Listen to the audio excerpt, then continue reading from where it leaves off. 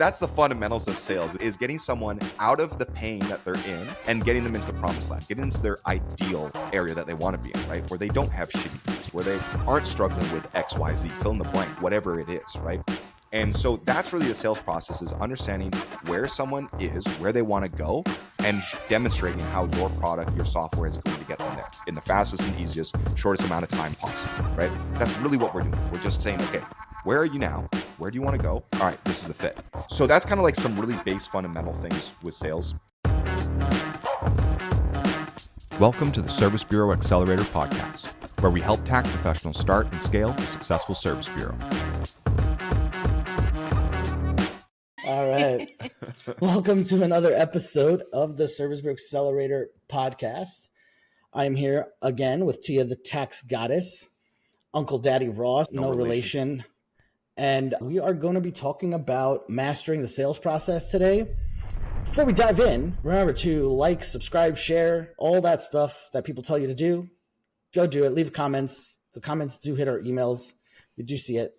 If you're interested in anything we talk about and you want to learn more about us, there's going to be links everywhere, wherever you're watching or listening to this.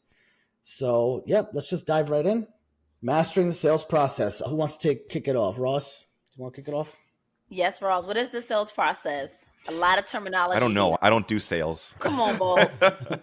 So the sales process is basically everything that happens when your first interaction with a customer all the way till them signing up and enrolling in your program and you're buying your software, whatever it may be. So there's going to be a couple words that I'm going to be throwing out here, and I'll do my best to simplify and explain a lot of it.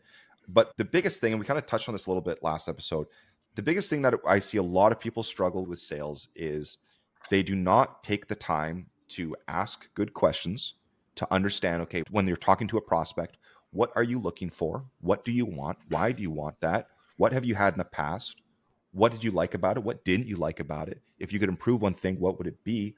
Right? There's a lot of questions that we can ask someone when we're first having a conversation with them about their business, about their tax office, about what software they're currently using, right? That we can uncover a lot of things and uncover a lot of pain points that's going to help us solve those problems. Basically, when I say pain points, I mean problems, right?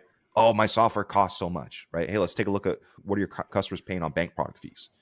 Oh, it's like $99 over here, $99. Okay, you're getting marked up. There's a pain point. And sometimes it's uncovering pain points that your customer might not even know they have because they haven't been educated on certain things. So taking the time when you're first talking with someone to really learn about your prospect is just going to help you better sell them. Not in a manipulative sense, but in a sense that okay, how can I solve their problems? How can I just provide value to them? And that's going to help you win a deal. And Ross, to add to that, I had actually saw an analogy somewhere with sales that said, you may not trust everyone to give you pleasure, but you will trust everyone to take you from pain. So if you break if you're trying to sell, I don't know if this is that kind of podcast here. No. SBA after dark. For example, if you break your arm, you don't have to know the doctor's name for them to fix it. But you may not trust that doctor to do your everyday work and checkup. You want to build a relationship with them. So that's what I mean by taking them away from pain. But you said not everyone gives you pleasure, so I don't know what you're talking about here. Not everyone. You don't trust everyone.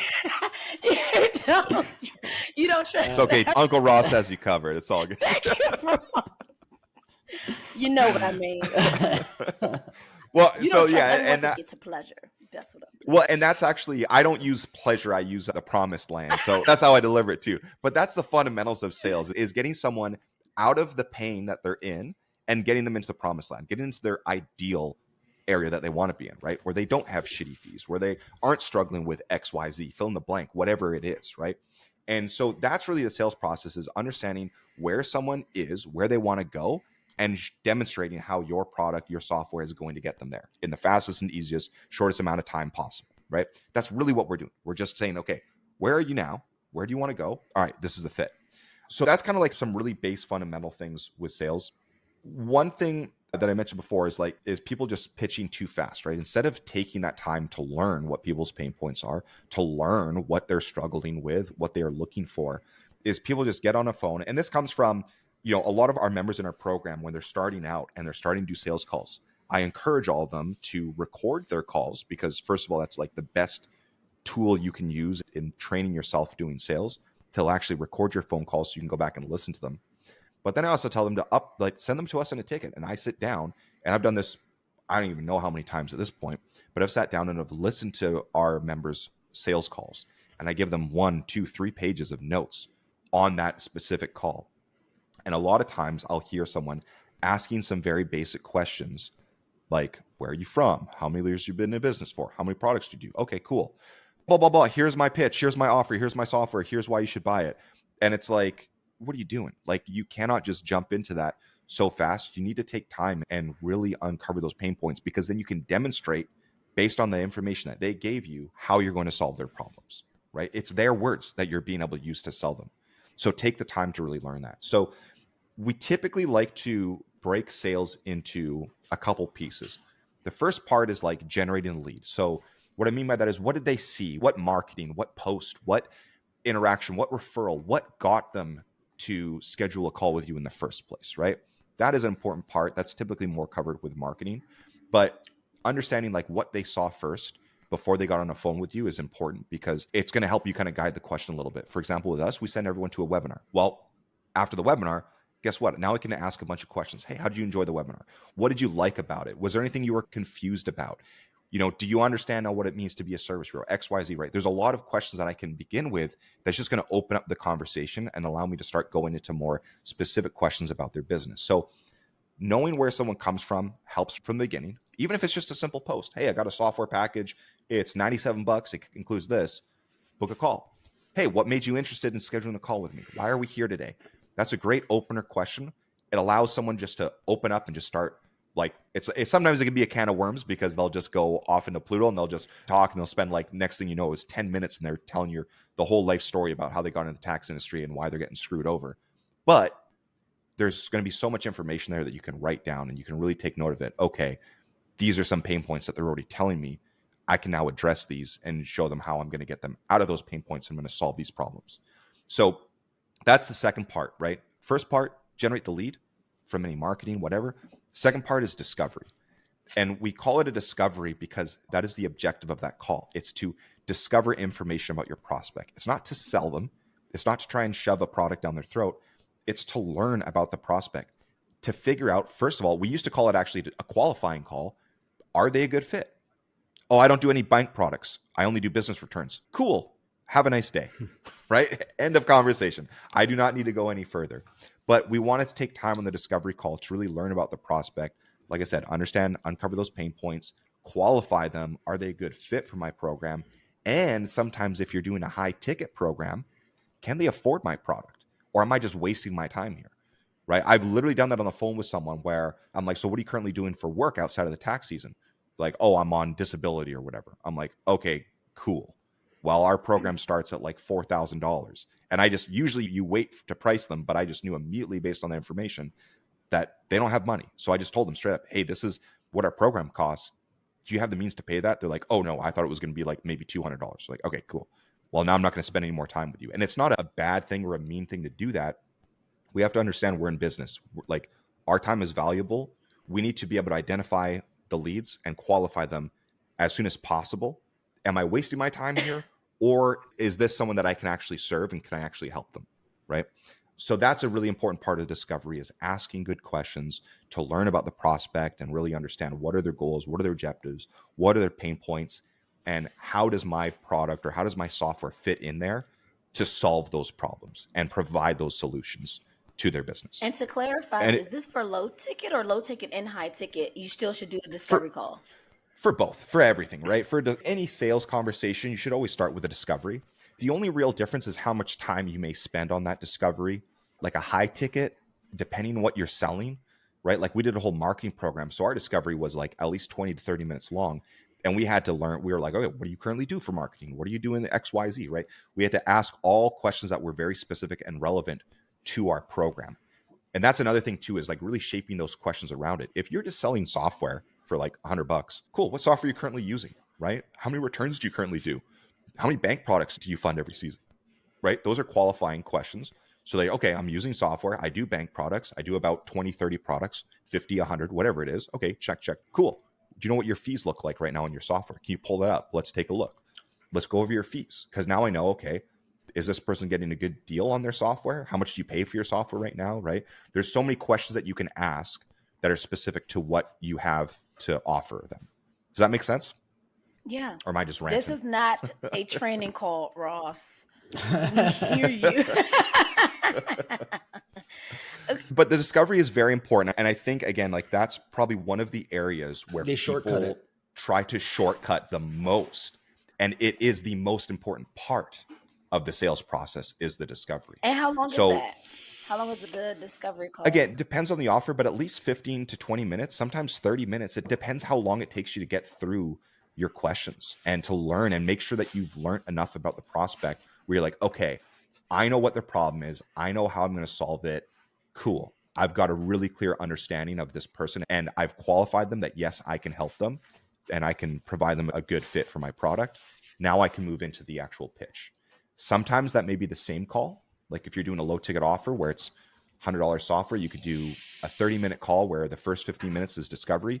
The next 10 minutes is the little pitch presentation. And then you got 5 minutes for Q&A and signing them up, right?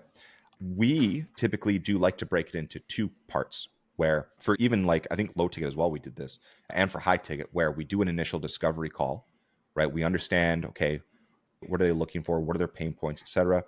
And then we go into a one-on-one call where we do an actual presentation. Oh, that was a low ticket product. That was $2,000 was the low ticket, and then $4,000 or $5,000 was the high ticket on that specific example. Yes. Yeah, specific example. And we did two parts. What we currently do now with SBA is we have a webinar. So we have a huge amount of content that we want to get people to watch beforehand.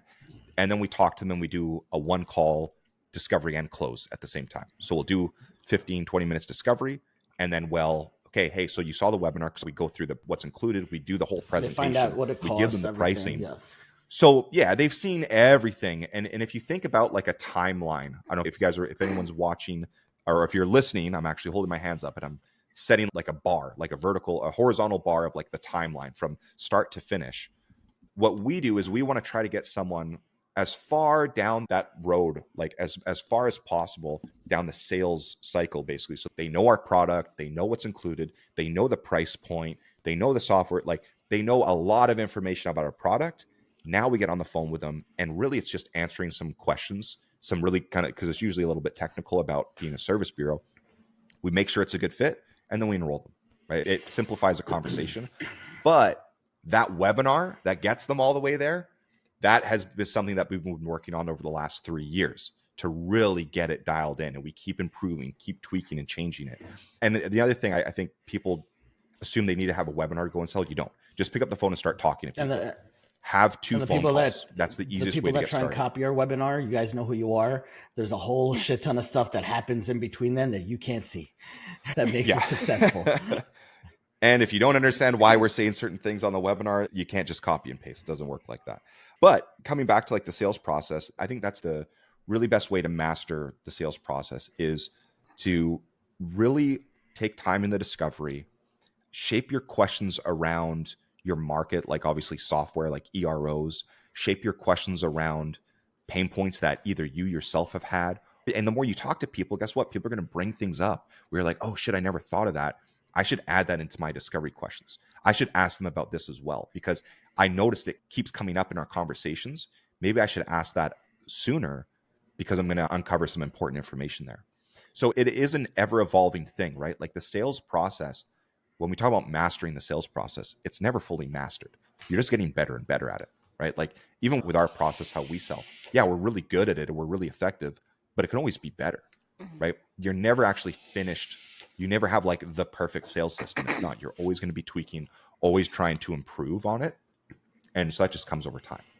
So if we're breaking this down to, I guess, at minimum standard sales process, 1 would be the discovery call, probing questions. 2 would be what? A follow-up call? Yeah, 2 would basically be the presentation pitch. The pitch. Right. So like after the discovery, it's like, okay, hey, you know what? I've asked all my questions. This person's qualified. They're definitely a good fit for my software package. Let me either just go into it now, if maybe I already spent 15 minutes on the discovery and I got a 30-minute call booked. Hey, let me go into it now. Let me share my screen real quick. I got like a little pitch deck where I can just show the program. Again, this is in a low ticket scenario, right? You could just do it in one call. However, on a high ticket scenario, I was just breaking that up. Spend a little bit more time on the discovery call, right? So maybe it's 20 minutes on the first call with them. Then schedule another call later that day or the next day where you actually do a presentation and you can actually do a pitch. And sometimes you might want to do a quick little demo of the software, right? If they're coming from a different software, they haven't seen it before. Okay, hey, when do you have time where we can do a quick little demo of the software and I can go through everything that's included with the program? Book an hour for that call if need be, especially if you're doing a bit of a software demo. Jump on Zoom, share your screen, show them the software, and then have a little bit of a presentation, like some slides set up where you just break down, here's what you get in my program. You get the software, it includes all this stuff. You get this training. You get, a private Facebook group for all the software customers, right? Whatever it is that you're offering, break it down visually so people can really clearly see. A lot of times, and I've seen this as well, with people trying to pitch just over the phone with no visual aids. What happens is you just get into like a 5-minute verbal assault on the customer. You get this, and they don't stop to ask them if they have any questions about it. And then by the time you're done just dumping a ton of information on them, they're sitting back and they're like, okay, wait, okay, I think I get it, but they're still very confused. So if you can have visual aids to guide them through that process, I think that helps a lot. I know when we are selling high ticket, we always like to have presentations because instead of me trying to tell you everything, I can show it to you and you can see it. And then if you have questions about certain things, you can ask them right there, because I want to make sure by the time I'm asking for money, I've already answered all your questions, right? I've taken the time to make sure I understand what your questions are. I've answered everything. You understand the whole program. Boom. Here's the price. This is how much it is to enroll. Do you want to do a one-time payment or you want to break that up? What kind of card do you want to put that on? And then you wait. So we're doing discovery, pitch, and close. That's it. Okay. That's the sales process. Now, this is something that you shared so way back, and I love it. It actually made me feel more comfortable talking to people. When an individual gets on the discovery call, they have this tension and anxiety because they think that you're going to sell them something. They're ready to say no. And I love saying, we're not going to sell you anything on this call. We're just trying to get more information. Instantly, they're like, okay, child. Yeah. Okay. It's a good disarming thing, right? So it just, people have those walls built up, right? They get on, they're like, oh, they're going to try to sell me something. And it's like, hey, so basically we got nothing to sell you today. Sounds good? Right. The funny thing is, Tia, we've had people be like, no, I want to buy. It's like, all right, well, that's great. But let's go through this call first. Remember, I was one of those people. And you're like, no. Probably, yeah. We're not. Yeah. I'm ready. I saw the webinar. I want to sign up. And you're like, no, we're not going to do that. And then it made you feel good. Like, oh, okay. He cares about my problems. Yeah. What was the script for that again? This call is to learn a bit more about you, your business, answer any questions you may have. Bottom line, I have nothing to sell you today. Or something like that. Does that sound good? Yeah. And I think that's why we felt pressured to sell, because the person feels like they're going to be sold something, like they're expecting to be sold something. So now we feel like we have to rush the sale. Yeah, exactly. And then the nice thing about that too is that after you have a discovery call with someone where you've gone through, you have a great conversation with them. First of all, you're building a ton of rapport, right? People buy from people they know, like, and trust. And in that discovery call, even though you're asking most of the questions, you're going to be listening to them and responding, right? If someone tells you, oh, I started my business, blah, blah, blah. I started under Liberty franchise. Me too. Like, that's how I got started, whatever. Like, there's ways where you can like build that relationship with someone, right? So that they know, like, and trust you. And that's going to help a lot. So spending that time in the discovery, then at the end of it, when you're like, hey, you know what? Based on our conversation, based on everything you told me, I think our software program is going to be like a great fit for you to really help you scale your tax business.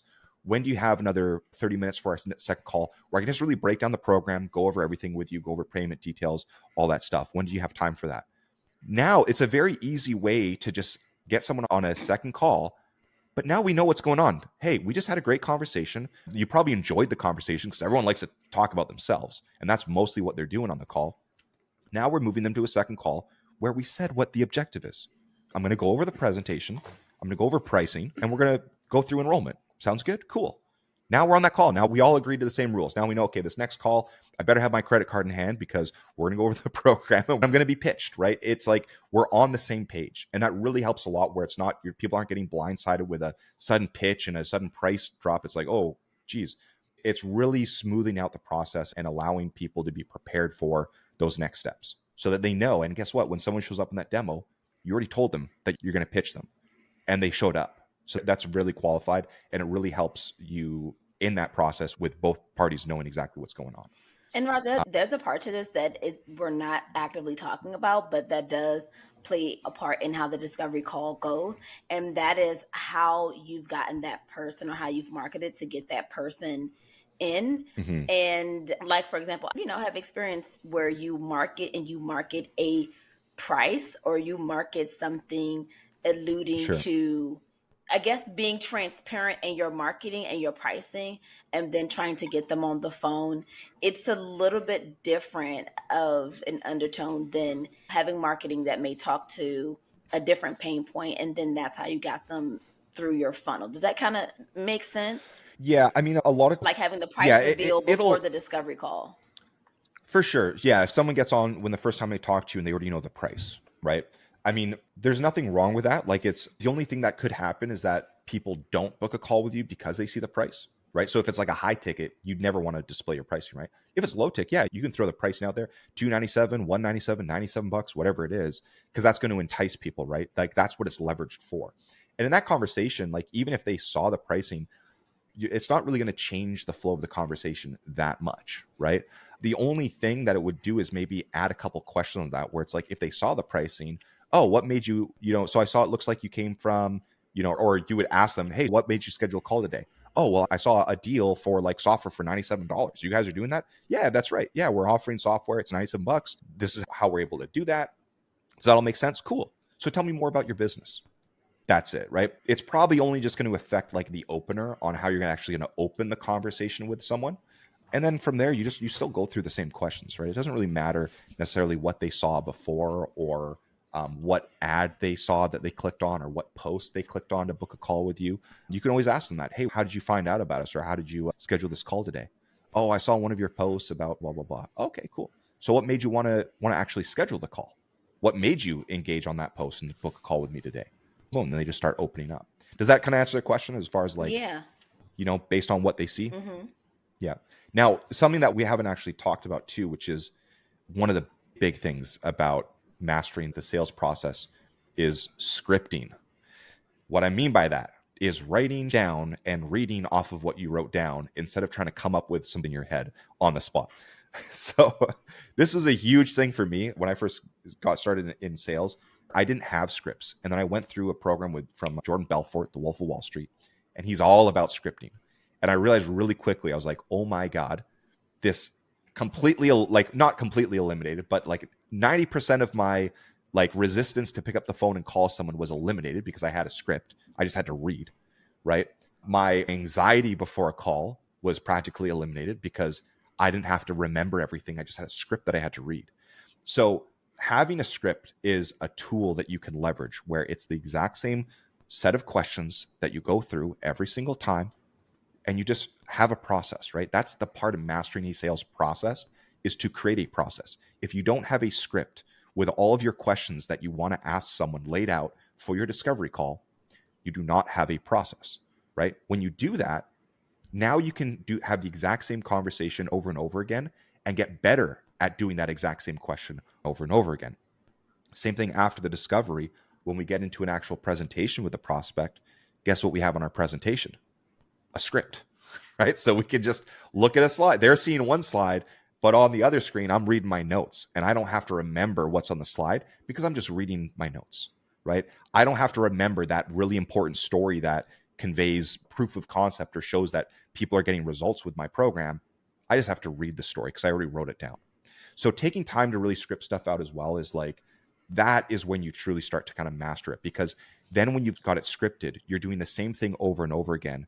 You can then start to find, okay, where are people getting confused? What questions keep coming up when I try to close them, when I try to offer them, like sell them the product and say, hey, here's the amount. How do you want to pay for it? And they're like, well, I'm still confused about X. Okay, cool. let me go and answer that question earlier in my presentation and write it out so that no one ever gets to that end and they say, oh, I'm still confused about X. No one is going to do that anymore because I wrote it in earlier and I addressed it ahead of time.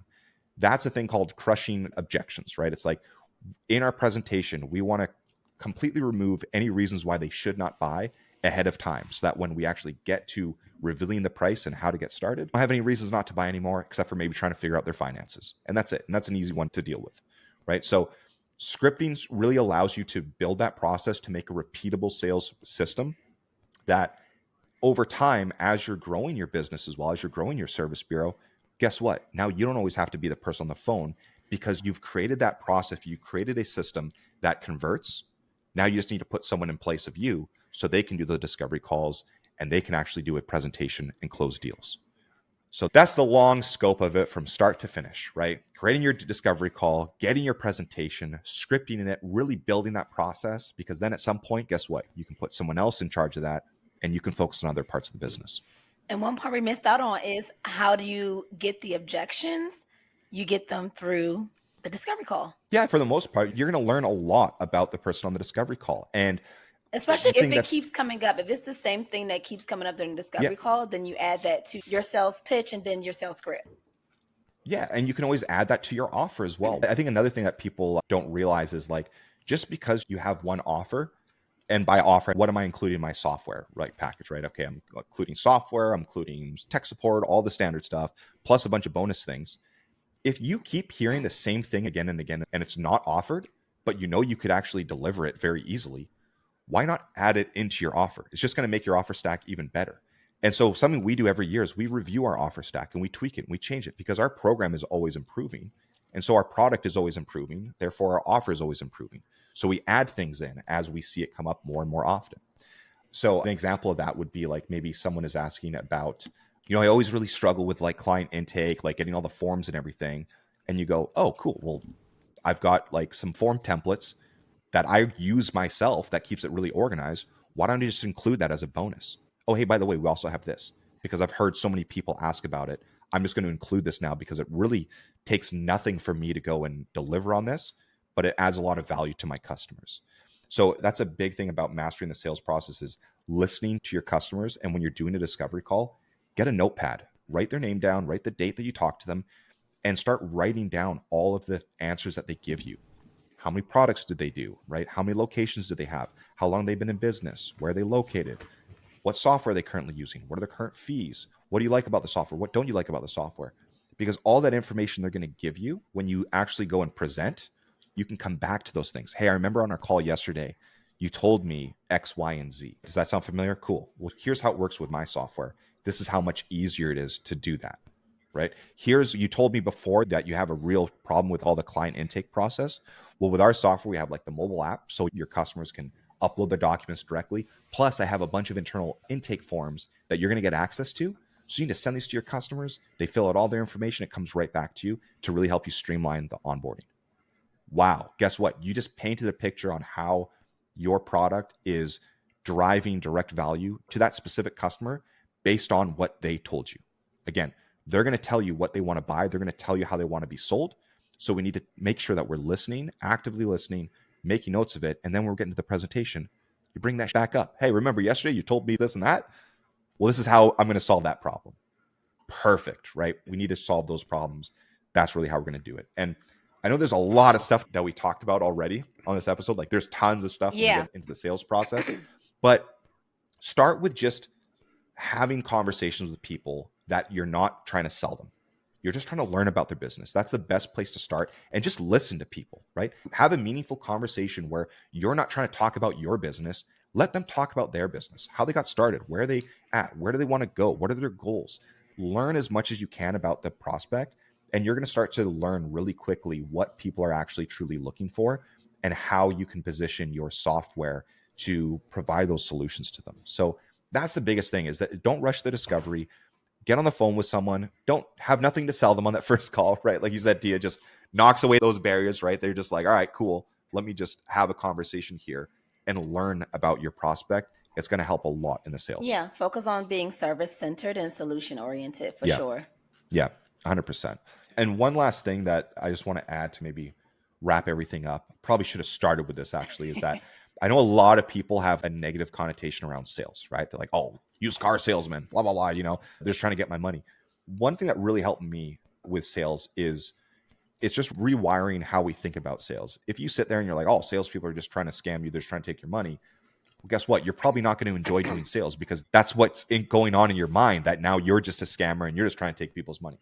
But if you flip the script and you say instead, you know what? The objective of sales is just to help someone make the right choice in their life and in their business. And I'm here just to help them make that right decision and provide them value. There's nothing negative about that. That's nothing but positivity, right? And so that really helped me flip my mental switch about, oh, I don't like sales, to sales is great, right? I'm helping people make the right decision. And if I know that my product, my program is going to help them, is going to serve them, then it's my responsibility to do whatever I can to make sure they purchase it because I know it's going to help them in the long term, right? It's coming from a place of actually having morals and trying to serve and trying to help people versus trying to just take people's money. And when you have that internalized and that's how you approach your sales conversations, that's how you really sell, it's a completely different experience for not only you, but also your prospects. And people are going to be much more likely to work with you because they realize that you are truly just trying to serve them, trying to help them, trying to get them into a better situation. And it's a win for everyone. Yeah, and that energy resonates. Like you can tell a person who's reading off a script. You can tell when someone's not genuinely interested in your problems. And then that underlying energy does affect the sales. So completely agree. Like having the mind shift, which you're the mind shift expert, having that mind shift before the sales is just as equally as important. And that's not something I think we can ever cover in one podcast. It takes time like everything else. Yeah, it's a whole other can of episode. worms. Yeah. Well, Baldy, do you have any notes? I kind of just hijacked the episode. This was the Ross episode. Yeah. Not much to add to that. I think you covered it. You covered it pretty well. The funny thing about it too is, like I mentioned, like I never liked sales. I was never a fan of sales, but it was literally like that mindset shift where now I'm like, oh yeah, I love sales. Like it's a different approach. You have a different mindset around it, and you realize it's like I'm helping people. That's it. Like I'm helping people. My ability to sell is my ability to help people make the right decision in their lives and in their business. So come at it with that approach, work on your discovery call, ask good questions, listen, pay attention, use that to show them where the benefit and where the value is in your program. And you'll start seeing a big shift in your sales. And stop reading and start doing. You said that in the beginning. There you go. Don't overthink it. Stop reading and start doing. Yeah. All right. Well, I guess we'll wrap up the episode. Those guys that want more sales training or want to learn more about what we have, a ton more sales training in our program. Yeah, that was a small glimpse of what's available. That was a 30-minute glimpse of the hours of sales training content that we have. Go to servicebureauaccelerator.com. There's a link somewhere on this page or your podcast, wherever you're watching on YouTube, whatever. Register for a webinar and learn more about it. All right, we'll wrap it up here. All right, guys. Take care. Have a good one. See ya.